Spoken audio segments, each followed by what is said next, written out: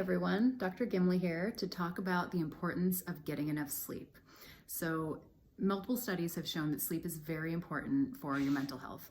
We all sort of know that when you're sleep deprived, you're more likely to be forgetful or clumsy, get into an accident, or just be in a bad mood in general. That's kind of self-evident.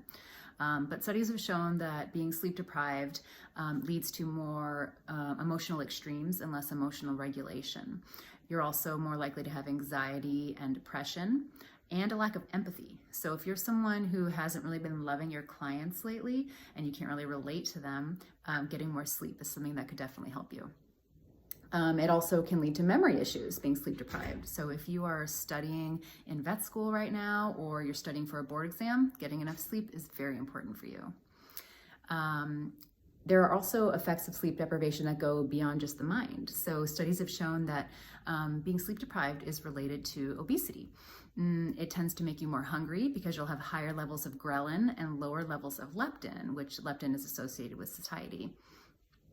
People that are sleep deprived tend to choose larger portions of food. They choose higher calorie foods and higher carbohydrate foods.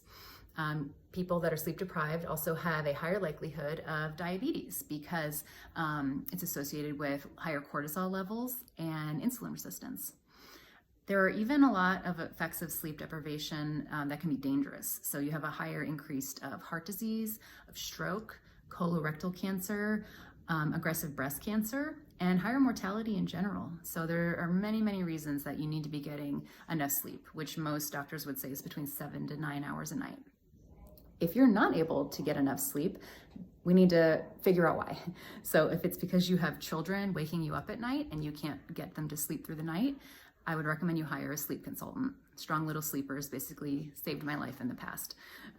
It costs money, but it is money well spent for sure. If you can't sleep because of your work schedule, this is an important enough issue that it would be worth having a high stakes conversation with your boss to figure out how you can make some changes. If you can't sleep because you have insomnia, you need to see a doctor. So there are medical conditions such as, anxiety or depression can lead to lack of sleep. Hyperthyroidism.